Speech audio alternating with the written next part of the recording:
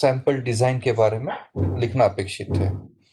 और उसमें लिखते वक्त आप क्या क्या रिपोर्टिंग कर सकते हैं सैम्पलिंग के जो डिसीजंस है उसको लेके, वो मैं समझाने की कोशिश कर रहा हूँ। और उसी कॉन्टेक्स्ट में सैंपल डिजाइन यानी क्या और उससे रिलेटेड इश्यूज, इसको मैं थोड़ा एलेबरेट कर रहा हूँ। तो सैंपल डिजाइन जब हम लोग थीसिस में लिखेंगे तो उसमें 6 इश्यूज हम लोग कवर करते हैं। सैंपल डिजाइन का सिंपल सा मतलब है कि आपने आपके रिसर्च प्रोजेक्ट को ध्यान में रखते हुए सैंपलिंग के डिसीजंस किस तरीके से लिए हैं और आपने सैंपल का चयन कैसे किया हुआ है, उसका एक जो प्लान है, सिस्टमेटिक प्लान, उसका आप रिपोर्टिंग कर रहे हैं। और ये रिपोर्टिंग करते वक्त हम लोग ये 6 मुद्दों पे रिपोर्टिंग करते हैं, जिसमें पहले आप मेंशन कर सकते हो कि ज्योग्राफिक एरिया, कि आपने ये सर्वे जो है वो कहाँ कंडक्ट किया है, उसके डिटेल्स। यानी क्या, ये ज्योग्राफिक डिटेल्स आप यहाँ पे दे सकते हो। उसके बाद आपका टारगेट पॉपुलेशन कौन था, जिसको हम लोग यूनिवर्स कहते हैं। टारगेट पॉपुलेशन में आप बात कर सकते हो कि आपका टारगेट पॉपुलेशन फाइनाइट यानी नोन था या अननोन था। अगर नोन था तो उसका फिगर क्या है, ये आप यहाँ पे मेंशन कर सकते हो। उसके बाद तीसरा, आप रिपोर्टिंग कर सकते हो कि जैसे टारगेट पॉपुलेशन में आपने नोन पॉपुलेशन बोला है या फाइनाइट बोला है, तो ही फिर आप लोगों को थर्ड जो है वो सैम्पलिंग फ्रेम के बारे में मेंशन करना अपेक्षित है। अगर ये अननोन है तो फिर सैम्पलिंग फ्रेम का ये जो स्टेप है ये आप स्किप कर सकते हो। पर अगर नोन है और सैम्पलिंग फ्रेम का रिपोर्टिंग आप कर रहे हो तो इसमें क्या लिखना अपेक्षित है कि सैम्पलिंग फ्रेम पब्लिश्ड है या अनपब्लिश्ड है। अगर पब्लिश्ड है तो इसके बिब्लियोमेट्रिक डिटेल्स, जैसे पब्लिशर कौन है, year of publication, city of publication, edition वगैरह आपको यहाँ पे मेंशन करना अपेक्षित है। अगर अनपब्लिश्ड है तो फिर आपने ये कंपाइल कैसे की, उसकी प्रोसीजर आप यहाँ पे समझा सकते हो। अनपब्लिश्ड का मतलब है कि आपने कंपाइल किया हुआ है, रेडिली अवेलेबल फॉर्म में नहीं था, आपने ये सैम्पलिंग फ्रेम कंपोजिट फॉर्म में तैयार की है, जो फ्रेगमेंटेड पीसेस आपको मिले उसको क्लब करके। तो वो प्रोसीजर आपने कैसे फॉलो की, वो आप यहाँ पे मेंशन कर सकते हो। इसके बाद के जो 3 मुद्दे आप देखेंगे कि जैसे ये 3 मुद्दों पे मैं ऑलरेडी हमारे आज के पहले फर्स्ट हाफ में मैं डिस्कशन कर चुका हूँ। अभी मैं मेरा फोकस जो है बचे हुए सेशन में, आज के 1.5 घंटे का अभी जो सेशन मेरा बचा है यहाँ से आगे, उसमें ये 3 मुद्दों पे मैं चर्चा करने वाला हूँ। जिसमें सबसे पहले बात करेंगे सैंपल यूनिट की, फिर सैंपल साइज की, और फिर सैम्पलिंग प्रोसीजर, या आपके सिलेबस में इसको टेक्निक कहा गया है, टेक्निक्स ऑफ सैंपलिंग। तो ये 3 इश्यूज जो है ये मैं अभी कवर कर रहा हूँ और इसी ऑर्डर में मैं कवर कर रहा हूँ। सबसे पहले बात करेंगे सैंपल यूनिट की, फिर जाएंगे सैंपल साइज डिटर्मिनेशन यानी एन कैसे फिक्स करते हैं वो, और उसके बाद सैंपल का चयन कैसे करते हैं। तो ये 3 मुद्दे अभी इन शॉर्ट मैं डिस्कस कर रहा हूँ, और ये 3 मुद्दे जब चर्चा करेंगे तो इन सवालों के जवाब ढूंढने की कोशिश करेंगे। सैंपल यूनिट में चर्चा होगी कि who is to be served, ये कैसे फिक्स अप करते हैं। उसके बाद सैंपल साइज, कि आपने कितने लोगों का सर्वे किया है, आपका सैंपल साइज आपने फिक्स कैसे किया और वो फिगर कितना आया है, n is equal to what, n कितना है और ये आया कहाँ से। ये n, इफ सपोज 1000 आपने लिखा है तो ये 1000 का फिगर कैसे आया, कहाँ से आया, कौन सी प्रोसीजर यूज करके आपने ये कंप्यूटेशंस किए हैं। और उसके बाद फिर सैम्पलिंग प्रोसीजर, सैम्पलिंग टेक्निक, कि टारगेट पॉपुलेशन में से जैसे n इज 7 लाख और आपका स्मॉल n इज 1000, तो ये 7 लाख में से 1000 का सिलेक्शन आपने किस तरीके से किया, कौन सी प्रोसीजर फॉलो करके किया, जो एड्रेस होगा आपके सैम्पलिंग प्रोसीजर। तो ये 3 सवालों के जवाब ढूंढने की कोशिश कर रहे हैं अभी के सेशन में। पहले मैं जा रहा हूँ सैंपल यूनिट। यहाँ पे हम लोग बात कर रहे हैं हु इज टू बी सर्वे, कि आप किसका सर्वे करना चाहते हो। टारगेट पॉपुलेशन, उसमें भी वही एड्रेस करके, पर टारगेट पॉपुलेशन में ब्रॉड सेंस में हम लोग चर्चा करते हैं, पर सैंपल यूनिट में प्रिसाइज सेंस में हम डिटेलिंग करते हैं। थोड़ा सा समझा देता हूं मैं।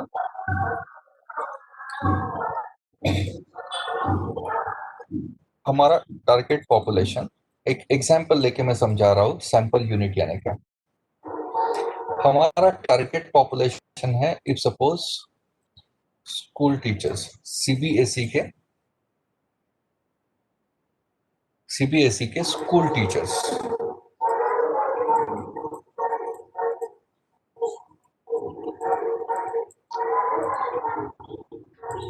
ओके, एरिया हमारा है हाइपोथेटिकली, मैं ये सर्वे करना चाहता हूँ क्योंकि सीबीएसई बोला है तो ये सीबीएसई के डिवीजन के सेंस में बात करते हैं, डिस्ट्रिक्ट के सेंस में नहीं करता। तो नागपुर डिवीजन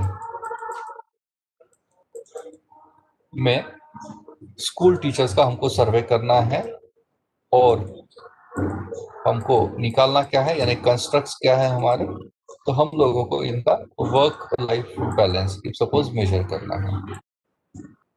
अभी ये पर्टिकुलर स्टडी के लिए हमारी सैम्पलिंग प्रोसीजर क्या होगी वो मैं बात करने की कोशिश कर रहा हूँ।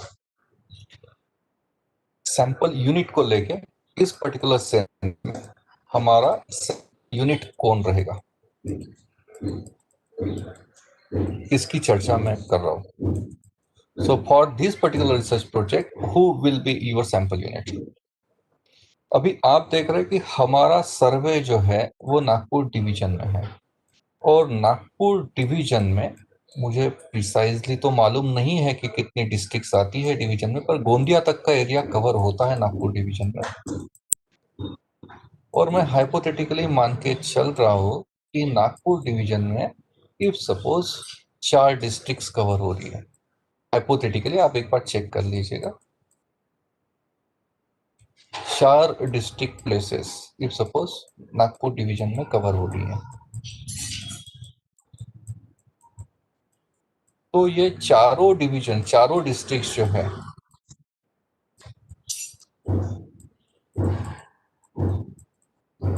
ये चारों districts will be considered as our sample unit. Sample unit का पहला जो कॉन्टेक्स्ट है वो है it may be a geographic pocket. तो यहाँ पे 4 districts will be considered as our 4 sample units. दूसरा, नागपुर डिवीजन में हम लोगों को सीबीएसई के स्कूल टीचर्स का सर्वे करना है। तो ऑब्वियसली हम लोग ये चेक करेंगे कि ये पर्टिकुलर डिस्ट्रिक्ट प्लेसेस में सीबीएसई की कितनी स्कूल्स हैं। मैं देखूंगा डिवीजन नंबर 1 में कितनी सीबीएसई की स्कूल्स है, ये हो गई मेरी लिस्ट। ओके, डिस्ट्रिक्ट 2 की ये मेरी लिस्ट तैयार हो गई, डिस्ट्रिक्ट 3 की ये और डिस्ट्रिक्ट 4 की ये जो है ये फ्रेगमेंटेड पीसेस है। 4 डिवीजन की 4 लिस्ट आ गई, इसको ये पूरे इसको मैंने कंबाइन कर दिया, तो मेरी ये कंपोजिट सैंपलिंग फ्रेम तैयार हुई। ओके, और जहां तक मेरा नॉलेज है मैंने रिसेंटली पढ़ा था नागपुर डिवीजन में 110 सीबीएसई की स्कूल है इंक्लूडिंग ऑल द ब्रांचेस। मतलब क्या हुआ, हमारा कैपिटल एन जो है स्कूल के सेंस में ये 110 होता है नंबर ऑफ स्कूल्स। तो this 110 each one of it will be considered as sample unit।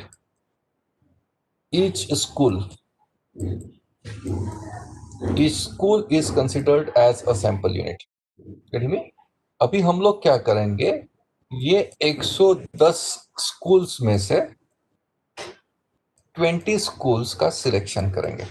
ये कैसे करेंगे वो तो मैं डिस्कस कर रहा हूँ सैम्पलिंग टेक्निक में, पर हाइपोथेटिकली मैं बात कर रहा हूँ कि 110 स्कूल में से हम 20 स्कूल को विजिट करेंगे और यहाँ पे जितना भी स्टाफ अवेलेबल है उनका हम लोग सर्वे करेंगे।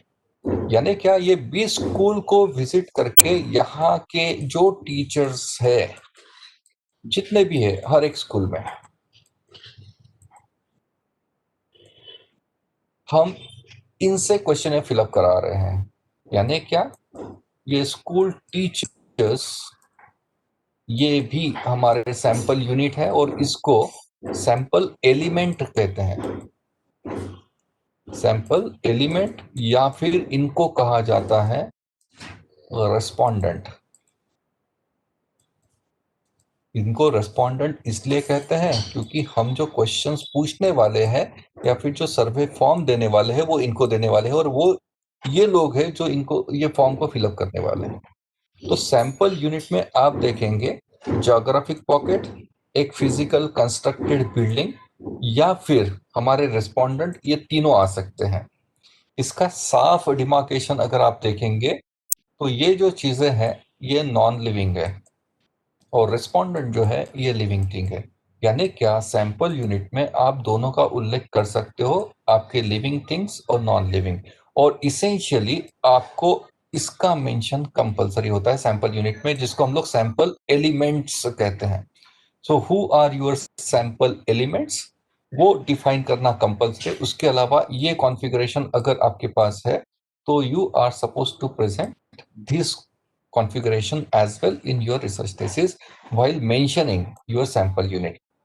कि जैसे यहाँ पे कितने डिविजन्स है वो आप बता सकते हो, स्कूल कितनी स्कूल्स हैं, कहाँ कहाँ है वो आप यहाँ पे मेंशन कर सकते हो, और टीचर्स अभी इसके बारे में फिर फाइनाइट है इनफाइनाइट है ये डिटेल्स। सो सैंपल यूनिट को लेके हमने चर्चा की, और इसका पिक्चोरियल प्रेजेंटेशन ये है। ये ओवल शेप जो दिख रहा है ऑरेंज कलर का, यह है आपका टारगेट पॉपुलेशन। ये जो ग्रे कलर का रेक्टेंगल दिख रहा है आपको, ये है हमारी सैम्पलिंग फ्रेम। उसके बाद ये जो ब्लू कलर के दिख रहे हैं आपको, ये होगी हमारी स्कूल्स। सर ये हो गई स्कूल्स, और ये जो है ये है हमारे रेस्पोंडेंट्स यानी school teachers. Excuse me sir, आपकी स्क्रीन नहीं दिख रही। स्क्रीन पिछली अच्छा, वाली स्क्रीन दिख रही है। है सर, आपने जो प्रेजेंट किया है वो स्क्रीन दिख रही है। ओके अच्छा मैं फिर से शेयर करता हूँ एक बार।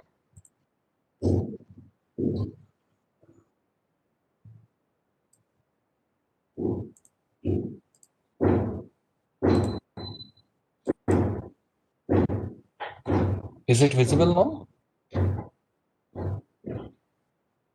Yes sir. यस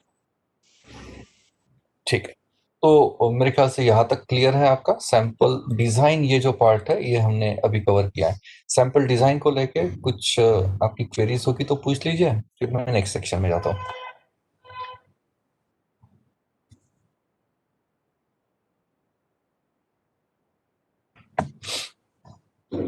क्वेरीज कुछ मुझे दिख नहीं रही है, मैं नेक्स्ट सेक्शन में मूव हो रहा हूँ। इस सेक्शन में हम लोग बात करेंगे सैंपल साइज डिटर्मिनेशन की, कि सैंपल साइज फिक्स कैसे करते हैं। और आप देखेंगे कि आपके जो पीएचडी रिलेटेड वाइवा होते हैं 3 लेवल के, सिनॉप्सिस का वाइवा, प्री सबमिशन वाइवा और आपका फाइनल वाइवा, ये तीनों वाइवा में अगर आप सर्वे बेस्ड प्रोजेक्ट कर रहे हो तो फिर सैंपल साइज डिटर्मिनेशन या फिर सैंपल साइज को लेके चर्चा मोर और लेस कंपलसरी जैसी ही है, कि आपने सैंपल साइज इतना क्यों लिया। सपोज आप बोल रहे हैं कि 400 का सैंपल साइज लिया, तो ये सैंपल साइज आया कहाँ से, इसका जस्टिफिकेशन आपको देना अपेक्षित होता है। आप बोल रहे कि 1000, ये 1000 का फिगर कहाँ से आया, इसका जस्टिफिकेशन अपेक्षित होता है। इसमें कुछ मेथड्स है, वो मेथड्स मैं आपको अवगत करा रहा हूँ। अभी 7 मेथड्स की मैं बात कर रहा हूँ।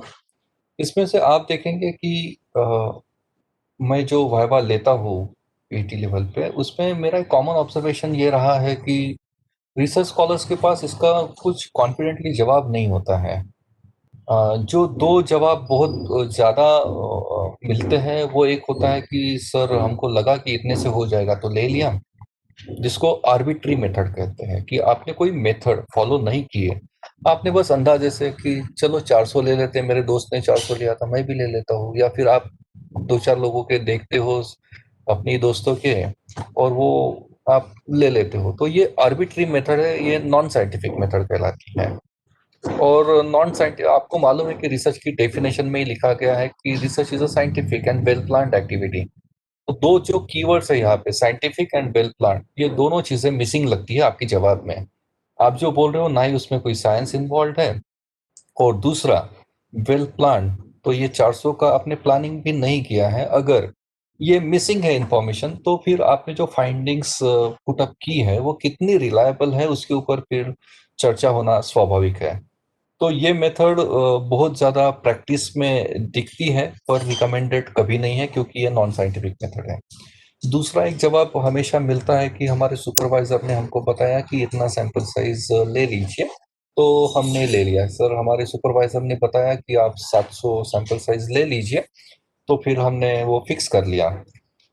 ये मेथड भी प्रैक्टिस में है। मैं ये नहीं कह रहा हूँ कि ये मेथड गलत है। हाँ, आपके सुपरवाइजर आपके ही फील्ड के एक सीनियर आदमी हैं और उन्होंने खुद ने पीएचडी किया है, रिसर्च पेपर्स लिखे हुए हैं। उनके अंडर में बहुत सारे रिसर्च स्कॉलर्स ने ऑलरेडी पीएचडी किया हुआ है, अवार्ड हुई है, कुछ चल भी रहे हैं। तो वो हमारे फील्ड के जानकार आदमी हैं और उनको ये मालूम होता है कि हमारी फील्ड में क्या चलता है, और उनका वो जजमेंट या फिर उनका एक्सपीरियंस यूज करके आपको बोलते हैं कि आप इतना सैंपल साइज ले लीजिए। इस मेथड को सुपरवाइजर्स जजमेंट सैम्पलिंग कहते हैं, सुपरवाइजर्स जजमेंट। तो मेरे सुपरवाइजर ने बताया ये आप लिख तो नहीं सकते हो ना थीसिस में, तो फिर सुपरवाइजर्स जजमेंट, ये शायद एक अच्छा टर्म लगता है इसके लिए। पर फिर से आज की डेट में जो कंटेम्पररी मेथड्स है, मैं मेथड अवगत करा रहा हूँ। पहले तो मैं बात कर रहा हूँ कि अभी तक क्या देखा गया है। तो एक आर्बिट्री मेथड जो रिकमेंडेड कभी भी नहीं है, क्योंकि उसको रैशनल नहीं है, कोई जस्टिफिकेशन नहीं है, एक्सप्लेनेशन नहीं है। दूसरा सुपरवाइजर्स मेथड, हाँ बिल्कुल, क्योंकि वो सीनियर इंसान है, उन्होंने कुछ बताया है तो कुछ सोच के ही बताया होगा अनुभव के बेसिस पे, तो ये एक्सेप्टेड है। और इससे अलावा कुछ और मेथड्स है और कुछ कन्वेंशंस है, वो मैं अभी आपको अवगत करा देता हूँ। ये किताब का नाम आप नोट कर सकते हैं। ये आप देखेंगे किताब का टाइटल ही है डिटरमाइनिंग सैंपल साइज, और ये किताब 176 पेजेस की है। यानी क्या, पूरी की पूरी किताब इस टॉपिक पे लिखी जा सकती है, ये आदमी ने प्रूव कर दिया। और ये इशू कितना सेंसिटिव और कॉम्प्लिकेटेड है, ये इससे ही पता चल जाता है कि 176 पेजेस सिर्फ सैंपल साइज कैसे निकालते हैं उसके ऊपर है। तो डेफिनेटली ये इतना आसान डिसीजन तो नहीं लगता कि चलो यार 400 ले लेते हैं। ये इतना आसान तो नहीं लगता, और इतना अनसाइंटिफिक तो डेफिनेटली नहीं है।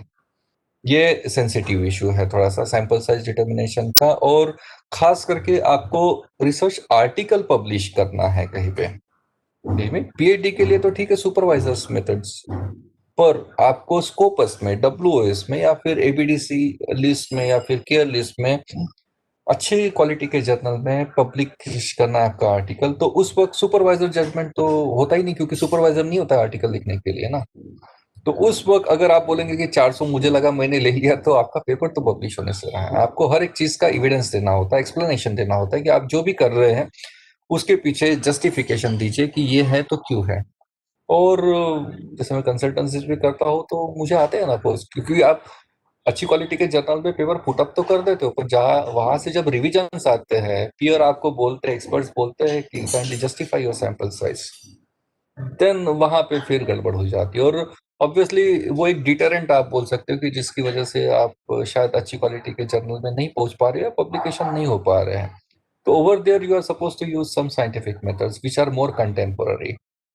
तो वो मेथड्स कौन सी है, वो मैं जस्ट आपको अवगत कराने की कोशिश कर रहा हूँ।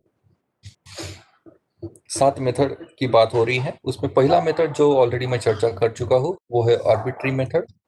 दूसरा सेंसस सर्वे मेथड, जैसे अभी लाइब्रेरी साइंस की मैम जो बात कर रही थी कि ए कैटेगरी, बी कैटेगरी, ए शायद बड़े लेवल की या फिर गवर्नमेंट की लाइब्रेरीज होंगी जो शायद कम संख्या में होगी, तो उस वक्त फिर सैंपल सर्वे करने में सेंस नहीं बनता है। जब आपका पॉपुलेशन का साइज 1000 से नीचे है तो फिर सेंसस सर्वे रिकमेंड नहीं किया जाता है। लाइब्रेरी साइंस का एक एग्जांपल मैं अपनी यूनिवर्सिटी का प्री पीएचडी कोर्स वक्त ले रहा था, तो उस वक्त एक लाइब्रेरी साइंस का ही रिसर्च स्कॉलर था, उसने मुझे पूछा था कि सर मैं लाइब्रेरियंस का सर्वे कर रहा हूँ। एक पॉकेट बताया था उसने, शायद विदर्भ ऐसा कुछ था रेफरेंस, और वो संख्या आ रही थी कुछ 755। तो उसने बताया कि उनके गाइड ने उनको सेंसस सर्वे के लिए ही रिकमेंड किया है, तो सर आपका ओपिनियन जानना चाहता हूँ। बोला यार ये थ्योरी तो वही कहती है कि 1000 से नीचे अगर है, और ये फाइनाइट भी है ना, नोन भी है, आपको भी मालूम है कि लाइब्रेरीज कहाँ कहाँ है, कॉलेजेस में लाइब्रेरी है, लाइब्रेरी में एक ही तो लाइब्रेरियन होता है, उसका असिस्टेंट, और आप उसका भी इंटरव्यू नहीं ले रहे, आप सिर्फ चीफ लाइब्रेरियन का इंटरव्यू ले रहे हैं। तो ये आपके पास लिस्ट है, कॉलेजेस मालूम है, और फिजिबल है, जोग्राफिकली एक्सेसिबल भी है, तो फिर सैंपल सर्वे रिकमेंड नहीं किया जाता है कि जहाँ पे आपका टारगेट पॉपुलेशन की संख्या कम है। पर ये बहुत ज्यादा इन वोक या इन प्रैक्टिस नहीं दिखता है, पर ये मेथड है कि जहाँ पे सैंपल साइज कैलकुलेट करने की जरूरत नहीं होती है। तीसरा मेथड जो मैंने ऑलरेडी आपको बता दिया है वो सुपरवाइजर जजमेंट मेथड, और उससे मिलता जुलता मेथड। ये जजमेंट मेथड ना, इसके दो फ्लेवर्स है। एक है सुपरवाइजर का, जो शायद पीएटी के लिए काम में आ जाएगा। आपके जो गाइड है उनका जजमेंट से आपको पीएटी के लिए तो सैंपल साइज मिल जाएगा,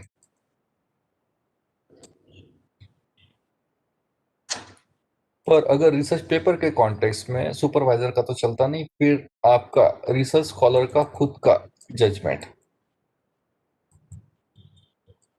यूज करके आप सैंपल साइज फिक्स कर सकते हो। अभी ये जजमेंट फॉर्म कैसे होगा? आपको भी मालूम है, जजमेंट तब फॉर्म होता है जब आपके पास एक्सपीरियंस होता है, आपके पास अनुभव है। आपने अनुभव कहाँ से आता है? अनुभव एक ही एक्टिविटी बार बार करने के बाद आता है, गेट मी?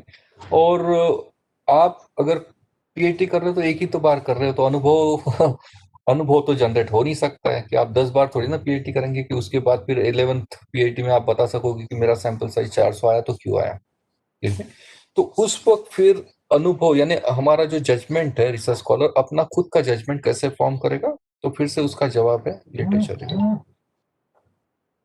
आपको अनुभव या नॉलेज कहाँ से आएगा? जब आप स्टडी करोगे, प्रीवियस रिसर्च स्टडीज की आप थोड़ा सा एक्सप्लोर करोगे उसको, उन्होंने क्या सैंपल साइजेस लिए हैं, उसके अगर डिटेल्स आपके पास है तो फिर आपको एक अंदाजा आ जाता है कि हमारी फील्ड में बाकी लोगों ने क्या सैंपल साइजेस लिए हैं। इसको मैं थोड़ा सा एलैबोरेट कर देता हूँ। लिटरेचर रिव्यू करते वक्त, जैसे मैं मेरे पहले सेशन में भी बात कर रहा था कि हम लोग आज की डेट में इलेक्ट्रॉनिक सर्चेस में ज्यादा बिलीव कर रहे हैं, और क्वाइट ऑब्वियस भी है। इलेक्ट्रॉनिक्स आपकी जो डेटाबेसेस है या रिपोजिटरी, जैसे उस दिन हमने बात की जेस्टोर, जेकेट वगैरह, वहां पे विजिट करने से पहले आप एक बार ग्राउंड वर्क कर लीजिए कि जैसे अभी आपको सैम्पलिंग से रिलेटेड डिसीजन लेने हैं। ओके, ये अगर फिक्स है तो ये जो सर्च है ना, सर्च स्ट्रेटेजी जिसको कहते हैं, वो ज्यादा मीनिंगफुल हो जाती है। अभी जब आप सैंपल साइज फिक्स करना चाहते हो आपके अपने रिसर्च प्रोजेक्ट के लिए by resorting to literature review, तो उस वक्त क्या प्रोसीजर फॉलो करनी है वो समझाने की कोशिश कर रहा हूँ। आप इस तरीके से एक मास्टर चार्ट बना लेंगे, एक ब्लैंक फॉर्मेट जिसको बोल सकते हैं, जिसमें आप जो रिसर्च स्टडीज कंसिडर करने वाले हैं 1 2 3 4, और इफ सपोज यहाँ पे 50, आप 50 रिसर्च आर्टिकल और थेसिस को रेफर कर रहे हैं, उसमें फिर वो ऑथर का नाम along with year of publication, author and year बोलूंगा मैं इसको,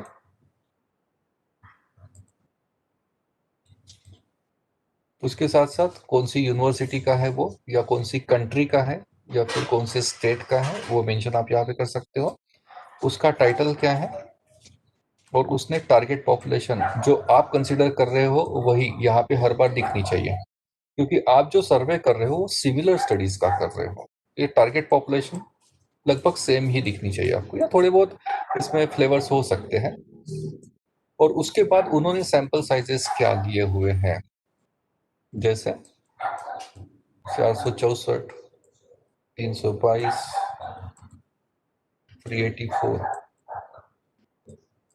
1056, इस तरीके से आप ये कॉलम फिलअप कर लोगे। ये आपका लिटरेचर सर्वे का मास्टर चार्ट जिसको हम लोग कहते हैं। ये मास्टर चार्ट से आप जस्टिफिकेशन दे सकते हो कि आपने सैंपल साइज कैसे फिक्स किया। अभी यहाँ पे ये जो कॉलम है इसमें आप दो फिगर्स मार्क कर लीजिएगा, एक है मिनिमम सैंपल साइज और दूसरा है मैक्सिमम सैंपल साइज। इसको हम लोग कहते हैं दायरा, कि आपके सैंपल साइज का दायरा क्या है, 322 से 1056।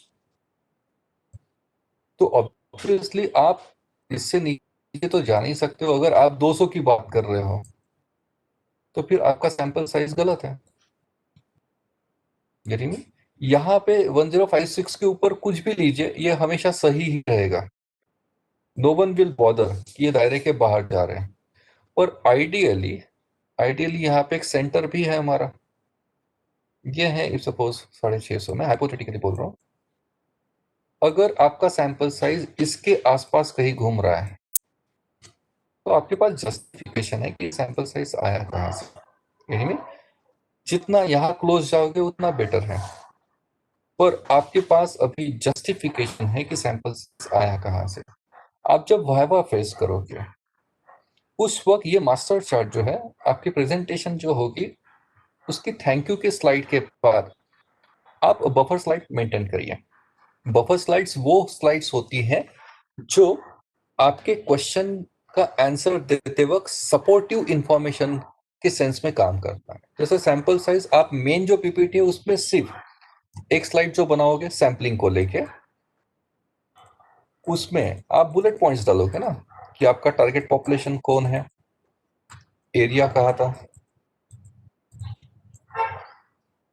आपने कहा सर्वे किया, टारगेट पॉपुलेशन कौन था, सैंपलिंग फ्रेम थी नहीं थी। बाद में आप सैंपल साइज के बारे में यहाँ पे लिख दोगे कि sample size is if suppose 734। उसके बाद sampling procedure technique, if suppose हम लोग बोल रहे हैं कि हम लोगों ने पर्पजिव सैंपलिंग किया है। ये आपकी ऐसी स्लाइड दिखती है पीपीटी की, मेन स्लाइड ऐसी दिखनी चाहिए आइडियली। अभी अगर इवैल्यूएटर्स इस पे चर्चा करना चाहते हैं आपके साथ, ओके, तो फिर आप थैंक यू की जो आखिरी स्लाइड है उसके बाद अभी जो आपने चार्ट बनाया हुआ है, ये वाला चार्ट, ये बफर स्लाइड के फॉर्म में मेंटेन करिए। अभी ये जो स्लाइड है आपकी, अभी जो बात कर रहे थे हम, कहाँ गया, अभी जो हम लोग बात कर रहे थे उसको आप हाइपर लिंक भी कर सकते हो। इसी स्लाइड को वहां पे क्लिक कर देंगे तो डायरेक्टली वो स्लाइड पे पहुंचते हैं। वो प्रेजेंटेशन में सुविधा है, पर वो नहीं भी आता होगा तो भी स्क्रॉल करके आखिरी स्लाइड पे जाके, यानी बफर स्लाइड में जाके आप ये चार्ट वहां पे प्रोजेक्ट कर सकते हो। और ये प्रोजेक्ट करते वक्त आप थोड़ा सा इनको समझा दीजिए कि 50 स्टडीज ये पर्टिकुलर कंट्रीज की हमने की है, उसमें ये दायरा दिखा, तो इसका एक तो एवरेज निकाला गया है, या फिर इसका आप मोड निकाल सकते हो। मोड का मतलब है the most commonly operated sample size, कि अगर 50 में से 40 लोग अगर 400 के आसपास का सैंपल साइज ले रहे हैं तो आपका भी 400 हो गया, क्योंकि you have just followed the most commonly used sample size in your chosen area, so it has got all the justification। यानी में अभी ये चार्ट जो है ये 3 सेंस में आप बना सकते हो। ये एक इंटरनेशनल लेवल पे आपकी जो स्टडीज है, 50 studies 60 studies, if suppose international की 20 स्टडीज का आपके पास ये चार्ट है, इसका अंदाजा ले लो आप रेंज। यही नेशनल लेवल यानी इंडिया लेवल, एक तो इंडिया में पब्लिश अच्छी क्वालिटी के रिसर्च आर्टिकल्स और शोध गंगा में थेसिस होते हैं, और थेसिस के अनेक्स्चर में, सॉरी, थेसिस के रिसर्च मेथोलॉजी के चैप्टर में आपको सैंपल साइजेस मिल जाएंगे। तो नेशनल लेवल पे फिर से आपको एक दूसरी रेंज मिल जाएगी। और तीसरा है हमारा माइक्रो लेवल, यानी हमारी यूनिवर्सिटी RTMNU, आप जिस किसी फील्ड में रिसर्च कर रहे हैं, सपोज इकोनॉमिक्स, तो नागपुर यूनिवर्सिटी में इकोनॉमिक्स में जो रिसर्च थेसिस अवार्ड हुए हैं, वो उसका रिपोजिटरी नागपुर यूनिवर्सिटी के लाइब्रेरी में है। वहां जाके आप BT कार्ड दिखा के आपका रिट्राइव कर सकते हो, और उनके फिर से 20 स्टडीज का आप फिर से एक चार्ट बना लेंगे, उसका एक रेंज। यानी क्या, इससे ये पता चलता है कि सैंपल साइज फिक्स करने के लिए आपने मेहनत की है। आपने जो 734 बोला है वो 734 आया कहाँ से, उसके इसको जस्टिफाई करने के लिए you have got all the explanation available with you. पूछिए क्या पूछना है, I have got everything with me. You are now well aware about international level पे क्या चल रहा है, नेशनल लेवल पे क्या चल रहा है, हमारी यूनिवर्सिटी लेवल पे क्या चल रहा है, और उसका एक आपने एवरेज निकाल के यहाँ पे फिल्टर हुए हो। ये अगर बताओगे तो मुझे नहीं लगता कि इससे बेटर कोई जस्टिफिकेशन होगा without resorting to any kind of statistical calculations. ये तो अरिथमेटिक कैलकुलेशंस हो गए, मीन वगैरह निकालना। पर इसमें बहुत ज़्यादा फॉर्मूले वगैरह कुछ भी यूज़ नहीं करने हैं। द ओनली थिंग इज़ कि आप यहाँ पे लर्नेड दिख रहे हो, आपने तैयारी करके आए हो और उसके बाद आपने आपके सैंपल साइज का फिक्सेशन किया हुआ है, इससे ये प्रतीत होता है। उसके बाद नेक्स्ट मेथड है method number 4, that is ready reckoner charts. Sample size fix करने के लिए आपके पास रेडी रेकनर चार्ट्स होते हैं। अगर आपका पॉपुलेशन का साइज आपको मालूम है, आपको पॉपुलेशन का साइज, ये इसके बारे में एक तो प्रिसाइज फिगर है या फिर अंदाजे से भी आपको अप्रोक्सीमेटली ये फिगर अगर मालूम है, ओके, कि ये 5 लाख के आसपास हो सकता है या 10 लाख के आसपास हो सकता है, ये अगर अंदाजे से, पर वो अंदाजा ने वाइल्ड गेस नहीं होनी चाहिए, उसके लिए उसके पीछे कुछ तो भी लॉजिक होना चाहिए, एविडेंसेस होने चाहिए। अगर एग्जैक्ट आंकड़ा नहीं है, प्रिसाइज आंकड़ा भी है, तो भी आप ये रेडी रेकनर चार्ट्स यूज करके आपका सैंपल साइज फिक्स कर सकते हो। कुछ टेबल्स, 3 टेबल्स, 4 टेबल्स रादर, मैं अभी आपको शो कर रहा हूँ एक एक करके। ये बार्टलेट का टेबल है जो बहुत ज्यादा पॉपुलर भी है इंटरनेशनल रिसर्च स्कॉलर्स में। आप देख सकते हो यहाँ पे 2 फिगर्स दिए गए हैं, एक है आपका पॉपुलेशन का साइज और यहाँ पे है सैंपल साइजेस। और सैंपल साइजेस के लिए यहाँ पे कंसीडर की गई है कॉन्फिडेंस लेवल और मार्जिन ऑफ एरर, ये 2 चीजें। यानी क्या, सैंपल साइज कंप्यूट करते वक्त आपको क्या फिगर्स लग रहे हैं यहाँ पे, कैपिटल एन, कॉन्फिडेंस लेवल और एरर, ओके। अभी ये आपको अप्रोक्सीमेटली मालूम है, यहां से पिकअप कर लीजिए। इफ सपोज ये आंकड़ा जो आया है, आपको अंदाजे से इफ सपोज मालूम है कि 5,000 हो गए, ये हमारे पास तो नहीं होते हैं, ये नेट से लाई है मैंने फिगर, हमारा शायद 10 लाख के आसपास का है। आपके पास ये फिगर आ गया अभी टेन का। कॉन्फिडेंस लेवल जनरली हम लोग सोशल साइंसेस में या सर्वे बेस्ड रिसर्च प्रोजेक्ट में 95% कॉन्फिडेंस लेवल पे काम करते हैं, या फिर आपको लगता है तो आप 99% पे भी काम कर सकते हैं, but the most commonly accepted level is 95%, okay. जो आप यहाँ पे देख भी पा रहे हो, यहाँ पे ऊपर में कॉन्फिडेंस लेवल इज 95%, यानी हमको ये वाला जो हिस्सा है, ये वाला हिस्सा, ओके, ये नहीं देखा तो भी चल जाएगा क्योंकि ये 99 का है, 95 की फिलहाल बात कर रहा हूँ। तीसरी बात है 95% आपने सिलेक्ट कर लिया, उसके बाद आता है margin of error. Social sciences में जो एरर का टॉलरेंस है, एरर एरर यानी गलती की गुंजाइश, एरर का टॉलरेंस जो है वो लगभग 3 से 5% के बीच में कहीं पे तो भी है। ये कुछ भी आप अपने डिस्क्रिप्शन से सिलेक्ट कर सकते हो। और एरर का मायना क्या है, एरर अगर कम है, एरर कम है तो आपका सैंपल साइज ज्यादा होगा, अगर एरर ज्यादा है तो सैंपल साइज आपका कम आएगा। यानी क्या, there is inverse relationship between error and your sample size. जैसे जैसे एरर बढ़ाओगे सैंपल साइज कम होगा, जैसे जैसे एरर कम सेट करोगे सैंपल साइज बढ़ेगा। तो यहाँ पे आइडियली आप देख रहे हो जो रेंज मैंने आपको बताई है 3 से 5% के बीच में कहीं पे तो भी, और इस चार्ट में ये रेंज के अंदर हमारे पास ये फिगर आ रही है 3.5%, देख रहे हो 95%, 3.5%, तो उस हिसाब से हमारा सैंपल साइज आ रहा है 784। So this is how you can read this particular table and you can fix upon your sample size, okay? और अगर ये चार्ट यूज कर रहे हो तो आपको इसका एक प्रिंट आउट अनेक्स्चर में जोड़ना अपेक्षित है। ये बार्टलेट के टेबल के बारे में मैंने आपको बताया, ये बड़ा ही पॉपुलर टेबल है जो आप रेफर कर सकते हो। दूसरा टेबल है ग्लेन का, ये इतना ज्यादा पॉपुलर इसलिए नहीं है क्योंकि एरर की टॉलरेंस आप देखेंगे 5% और 10%। और दूसरा एक लिमिटेशन इस टेबल का है कि 1 लाख के बाद सीधा 1 लाख के ऊपर कुछ भी, ऐसा बोला गया है। तो 1 लाख के ऊपर कुछ भी के लिए वो बोल रहा है कि 400 का सैंपल साइज, यानी में, तो ये थोड़ा सा अपने हिसाब से अगले को कन्विंस करना थोड़ा सा मुश्किल जाता है। तो ग्लेन से ज्यादा लोग बार्टलेट यूज करते हैं, पर ये टेबल है, लिटरेचर रिव्यू जब आप करोगे तो आपको ये टेबल दिखेगा। और एक दिखा देता हूं मैं आपको, यह है क्रैकजी का, ये भी है पॉपुलर टेबल, और फिर से इसका तकलीफ वही है, 1 लाख, 10 लाख दिख रहा है, 10 लाख, 10 लाख के लिए 384 का सैंपल साइज रिकमेंडेड है, पर इसके ऊपर क्या फिर? और 75,000 और 10 लाख के बीच में कहीं है तो उसका क्या करना है, उसका कोई एक्सप्लेनेशन दिखता नहीं है। Okay? पर such kind of ready reckoner charts are available that you can refer, and after referring you can fix upon। यहाँ पे फिर से फंडा वही है, आपका पॉपुलेशन का साइज और सैंपल साइज। तो तीनों टेबल्स में अगर आप देखेंगे तो बार्टलेट का थोड़ा बेटर दिखता है, क्योंकि ये साइंटिफिकली इसमें कॉन्फिडेंस लेवल, एरर वगैरह सब आपके डिस्क्रिप्शन पे छोड़ के ये रेडी रेकनर चार्ट किया हुआ है। एक्सक्यूज उसके मी सर, बाद, हाँ सर, अक्षय सर पूछ सकते हैं। सर जे तुम्ही चार्ट दाखवला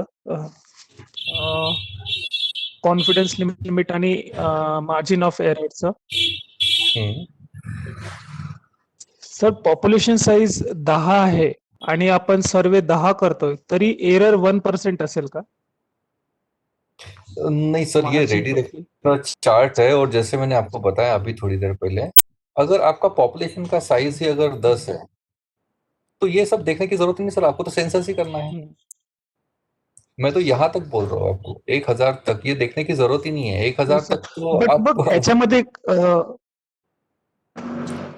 बेसिस काय आहे सर एरर दाखवण्याचा तो 1%? त्याच्यामध्ये एरर तर 0% असायला पाहिजे। नहीं, उन्होंने ये एक्चुअली फॉर्मूले है सर, वो फॉर्मूले भी दिखा रहा हूँ आपको अभी। ये फॉर्मूले यूज करके ये सैंपल साइजेस आए हैं सर। उन्होंने just trial and error basis पे ये फिगर्स चेंज करके देखे और वो रिपोर्ट कर दिए हैं। पर एक एक कॉमन लॉजिक Okay, sir. जो होता है ना सर, कि कॉमन लॉजिक क्या कहता है सर, कि 1,000 तक अगर आपका पॉपुलेशन का साइज है तो ये देखो ही मत ना आप, क्योंकि आपको तो सेंसस सर्वे करना है ना, तो फिर सैंपल का देख क्यों रहे हैं आप? Yes sir. सेंसस सर्वे करिए सीधा सीधा, और इसकी रिपोर्टिंग yes, sir. करने की जरूरत ही नहीं है फिर। हाँ, इसके ऊपर जा रहे हैं आप तो फिर ये टेबल रेफर कर सकते हैं। Okay sir, thank you.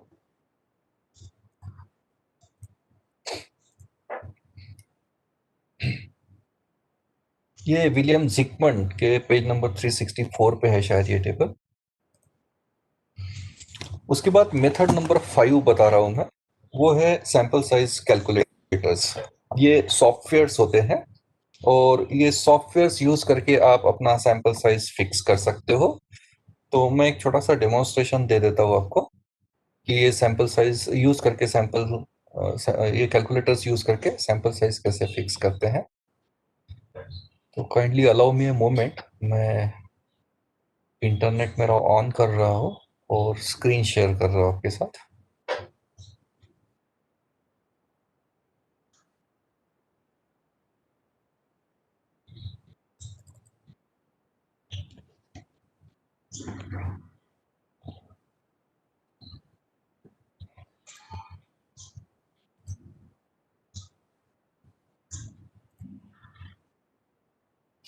Please confirm करिए, मेरी गूगल की सर्च विंडो आपको दिख रही है? Yes sir. Yes sir. ठीक है, यहाँ पे आप गूगल की सर्च विंडो में सैंपल साइज कैलकुलेटर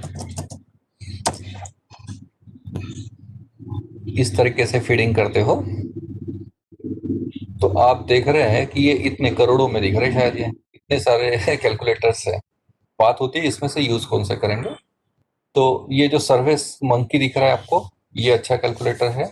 सर्वे सिस्टम, ये भी अच्छा कैलकुलेटर है। राउसॉफ्ट भी बहुत चलता है ये। बाद में एक स्मार्ट सर्वे नाम से आता है। स्टैटिस्टिक्स हाउ टू का भी अच्छा है, और स्मार्ट सर्वे नोट करके रख दीजिएगा कहीं पर। स्मार्ट सर्वे वो भी एक कैलकुलेटर है। तो फिलहाल मैं कोई भी एक यहाँ पे ओपन कर रहा हूँ और आपको करके दिखा रहा हूँ कि कैलकुलेट कैसे करते हैं। जैसे ये सर्वे मंकी का है कैलकुलेटर, इसको मैं ओपन कर रहा हूँ।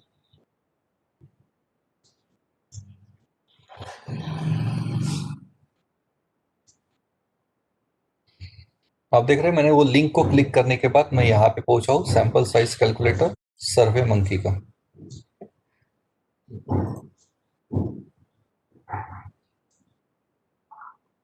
ओके, आप देख सकते हैं यहाँ पे ये विंडो आई है, कैलकुलेट योर सैंपल साइज।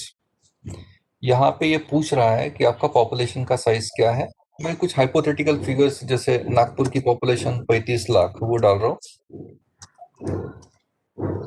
बाद में कॉन्फिडेंस लेवल 95% डिफॉल्ट सेटिंग है ही और हमको इस पे ऑपरेट करना है, पर अगर आपको चेंज करना है तो यहाँ से आप चेंज कर सकते हो। जैसे 99 आपको चाहिए तो यहाँ से 90 चाहिए, ये यूज नहीं करते, पर 95 जनरली, या फिर ज्यादा से ज्यादा 99।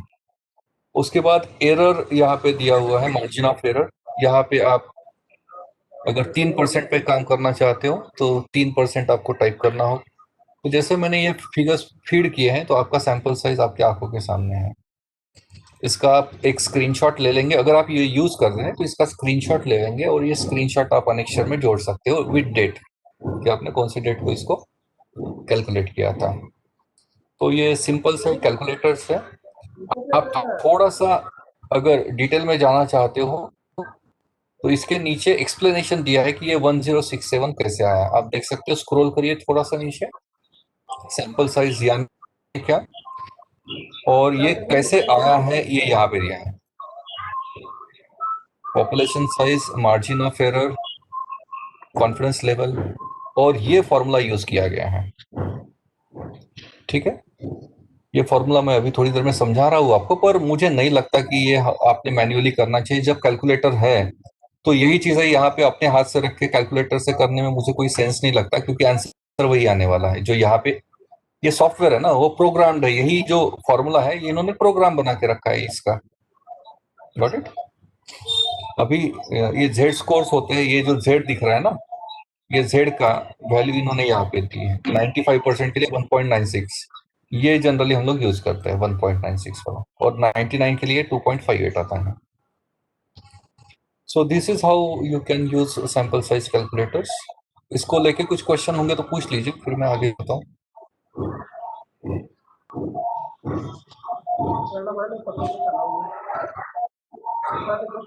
ये बहुत लंबा हो रहा है ना, मी सांगतो शॉर्ट आहे खूप, म्हणजे ते सांगते नंबर तुम्हाला आवाज कैसा आ रहा पता नहीं क्यों करते आपको भी आ रहा है कि मेरे को आ रहा है मैं इधर आ रहा हूँ बंद करो अपना बाकी पार्टिसिपेंट म्यूट करिए।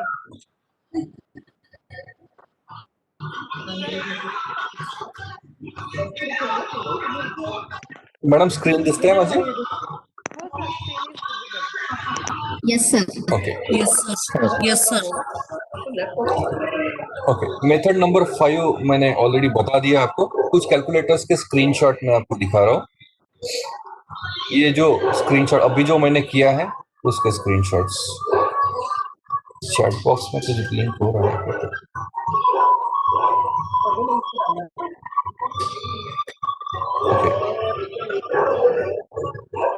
ये सर्वे मंकी का कैलकुलेटर जो अभी हमने ऑपरेट किया था, ये सर्वे सिस्टम का सैंपल साइज कैलकुलेटर है। यहाँ पे आप फीडिंग कर लेंगे और कैलकुलेट की ये जो बटन दिख रही है यहाँ पे आप हिट करेंगे तो आपका सैंपल साइज यहाँ पे आ जाता है। मैं जो बात कर रहा था स्मार्ट सर्वे, वो ये है उसका होम पेज। और स्मार्ट सर्वे से भी मैंने वही फिगर्स फीड किए, आप देखेंगे अभी थोड़ी देर पहले जो थे, तो फिर से सैंपल साइज वही आ रहा है। यानी क्या, ये सभी कैलकुलेटर्स जो है वो वही फॉर्मूला को यूज करते हैं, इसलिए कैलकुलेटर कोई भी यूज करो मोर और लेस सैंपल साइज आपका सेम ही आता है। ये मैकॉर का है, ये डाउनलोडेबल फॉर्मेट में अवेलेबल है ऑनलाइन। अगर आप नहीं करना चाहते हैं तो इसको आप डाउनलोड कर सकते हो और आप यहाँ पे ये फिगर्स फीड करके कैलकुलेशंस कर सकते हो। ये कैलकुलेट की जो बटन दिख रही है यहाँ से आप ये ऑनलाइन कर सकते हो, या फिर यहाँ नीचे जो फ्री डाउनलोड दिख रहा है यहाँ पे हिट करके आप ये कैलकुलेटर डाउनलोड भी कर सकते हो।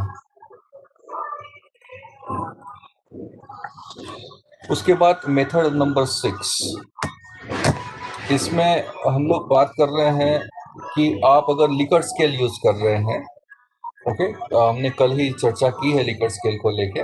तो लिकर स्केल अगर आप यूज कर रहे हो, लिकर स्केल में आपके पास टोटल नंबर ऑफ आइटम्स या इंडिकेटर्स कितने हैं वो इंफॉर्मेशन अगर आपके पास है तो दो तरीके से आप सैंपल साइज को जस्टिफाई कर सकते हो। एक तरीका है जिसको कहते हैं ननेलिस प्रिंसिपल, तो ननलीज प्रिंसिपल के हिसाब से sample size is nothing but number of items that you have use in the scale multiplied by 10। आप जैसे देख सकते हो कि मेरे पास यहाँ कंज्यूमर परसेप्शन की स्केल है और यहाँ पे मैंने 17 आइटम्स लिए हैं एज यू कैन सी। तो इस पर्टिकुलर स्टडी के लिए मेरा सैंपल साइज हो जाएगा according to Nunnally's principle 17 multiplied by 10 is equal to 170। और आप जस्टिफिकेशन में लिखेंगे, यहाँ पे साइटेशन दे देंगे आप ननलीज प्रिंसिपल। और एक है इसमें, जब आपके पास नंबर ऑफ आइटम्स बहुत ज्यादा है, सपोज 125 130 आइटम्स आपके पास है, तो उस वक्त आप बेंटलर और चाउ क्राइटेरिया यूज कर सकते हो। और यहाँ पे क्राइटेरिया ये है कि number of items multiplied by 5 इस बार। और वो 17 के लिए सोनल मैम थोड़ा सा म्यूट करेंगे आप।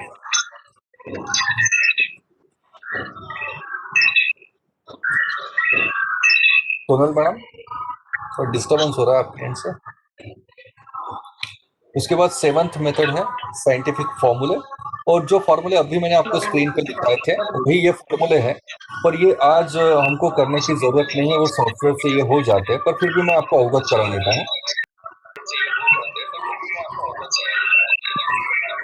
फॉर्मूले जब आप यूज करते हो तो उसमें ये बैकग्राउंड नॉइज नहीं में यहाँ पर भी है। छोटे पार्टिसिपेंट नहीं, सोनल मैडम कट सर रहा आवाज नहीं आ रही है आपकी क्लियरली। है। हाँ, किसी का माइक ओपन है शायद, वहां से डिस्टरबेंस हो रही है। हाँ सोनल, अडमाने सोनल अडमाने मॅडम. पण सर मला या लिस्ट मध्ये ना ते दिसतच नाही. अच्छा इथे स्पीकिंग मध्ये दिसत आहे ते आवाज तिथनं येतोय म्हणून। आता मला वाटतं म्यूट केलाय मॅडमने कदाचित। आता क्लिअर आहे का आवाज? म्यूट केलंय सर त्याने. अच्छा, आता माझा आवाज क्लियर आहे ना? येस येस आता क्लिअर. हो सर। ठीक सर येस सर. ठीक है, मैं आगे बढ़ रहा हूँ। तो आप सैंपल साइज कैलकुलेट करते वक्त सैंपल साइजेस के जो फॉर्मूले हैं वो कंसीडर करते हैं कि आपके पॉपुलेशन में हेट्रोजिनिटी कितनी है, जिसको हम लोग वरायंस कहते हैं। Variance is nothing but standard deviation. Standard deviation का स्क्वायर अगर करते तो वरायंस मिलता है। यानी क्या सैंपल साइज कैलकुलेट करते वक्त क्या कंसीडर किया जाता है, उस वक्त हमने अभी जो थोड़ी देर पहले देखा था, पॉपुलेशन साइज का कंसिडरेशन आता है। आपका कॉन्फिडेंस लेवल हमने बात की थी ऑलरेडी, कॉन्फिडेंस लेवल, एरर और वरायंस, ये 4 चीजें हम लोग कंसिडर करते हैं सैंपल साइज का कंप्यूटेशन करने के लिए। ओके, और ये इन्फ्लुएंस करते हैं आपके सैंपल साइजेस पे। और इन्फ्लुएंस क्या है, तो कॉन्फिडेंस लेवल अगर आप बढ़ाओगे 95% से 99% अगर कर देते हो तो आपका सैंपल साइज बढ़ जाता है। अगर ये कॉन्फिडेंस लेवल कम कर देते हो तो आपका सैंपल साइज कम हो जाता है। यानी क्या, कॉन्फिडेंस लेवल और सैंपल साइज इनका डायरेक्ट रिलेशनशिप है। और एग्जैक्टली उल्टा यहाँ पे है। एरर अगर आप, एरर यहाँ पे मैंने 3% ली है, अगर मैं एरर कम कर देता हूँ तो मेरा सैंपल साइज बढ़ जाएगा। अगर मैं एरर बढ़ा देता हूँ तो मेरा सैंपल साइज कम हो जाएगा। इसका सिंपल सा मतलब यह है कि एरर और सैंपल साइज में इनवर्स रिलेशनशिप है। ये देखिए, ये 3 फॉर्मूले हैं, मैं जस्ट दिखा रहा हूँ आपको, स्लोविन का समझा देता हूँ। इसको येमेनीज भी कहते हैं, ये जो है इसको येमेनीज फॉर्मूला भी कहते हैं। और एक प्रोपोर्शन बेस्ड और दूसरा है मीन बेस्ड। तो ये जो फॉर्मूले है वो सर्वे मंकी या बाकी सॉफ्टवेयर ये फॉर्मूले यूज करते हैं। मैं दिखा देता हूँ आपको, इसके डिटेल में नहीं जाएंगे क्योंकि कैलकुलेटर्स ऑलरेडी रेडीली अवेलेबल हैं। स्लोविन का मैं बता देता हूँ। स्लोविन के फॉर्मूला में आपको सिर्फ 2 फिगर्स मालूम होना जरूरी है। एक है आपका पॉपुलेशन का साइज, अंदाजे से भी मालूम रहा तो भी चल जाता है। और दूसरा है level of significance. Level of significance हम लोग 0.05 लेते हैं। और level of significance is nothing but, एक फॉर्मूला याद रखिएगा, आपका confidence level plus significance level, इसकी टोटल हमेशा 100 आनी चाहिए। अभी कॉन्फिडेंस लेवल जैसे हम लोग जब से बात कर रहे हैं कि 95% ही लेते हैं, तो बचता है फिर 5%, इसका टोटल आ जाएगा 100%। ओके, अभी ये 95% है सिग्निफिकेंस लेवल, जिसको अल्फा से डिनोट करते हैं, तो ये अल्फा हो गया 5%। और ये 5% को जब आप डेसिमल फ्रैक्शन में कन्वर्ट कर दोगे तो ये हो जाता है 0.05। तो ये आपका कॉन्फिडेंस लेवल 95% है, इसका मतलब है आपका अल्फा 0.05 है। और आप हमेशा देखेंगे कि हम लोग हमेशा पी वैल्यू जो कंप्यूट करते हैं वो अल्फा के साथ ही कंपेयर करते हैं। वी कंपेयर इट विथ 0.05 या फिर 0.01। तो ये 0.01 कहाँ से आया? जब आपका सिग्निफिकेंस लेवल 99% रहेगा, तो बचा हुआ 1% ये 0.01 है। आपको ये दो ही फिगर, यानी एक्चुअली अभी एक ही फिगर चाहिए, क्योंकि अल्फा तो 0.05 ही लेना है। पॉपुलेशन चेंज होते जाएगा स्टडी टू स्टडी। ये फॉर्मूला है, capital N divided by 1 plus N into E लिखा हुआ है, पर ये एक्चुअली अल्फा है। एक एग्जाम्पल देख लेते हैं। आपका कैपिटल एन 1000 लिया है मैंने, अल्फा 0.05, ये दोनों फिगर्स मैंने यहाँ पे पुट अप कर दिए, कैलकुलेशंस किए, तो ये सैंपल साइज आ रहा है 286 का। ओके, तो ये फिगर चेंज करते जाइए, ये फिगर चेंज होते जाएगी। ये स्टडी टू स्टडी डिफर कर सकते हैं। उसके बाद पॉपुलेशन प्रोपोर्शन, ये फॉर्मूला है Z square P Q upon E square.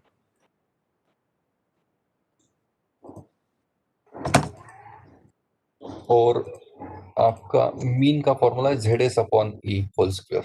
ये एस है ना आपका सैंपल्स का स्टैंडर्ड डेविएशन, और ये जो सैंपल का स्टैंडर्ड डेविएशन है ये आता है हमारे पायलट स्टडी से। आपने 30 लोगों का सर्वे किया हुआ है, इसका आपने मीन निकाल लिया। ओके, और मीन निकालने के बाद आपको ऑब्वियसली स्टैंडर्ड डेविएशन मिल जाएगा, ये एस। और ये एस हम लोग यहाँ पे पुटअप करते हैं, और ये जेड होता है 1.96।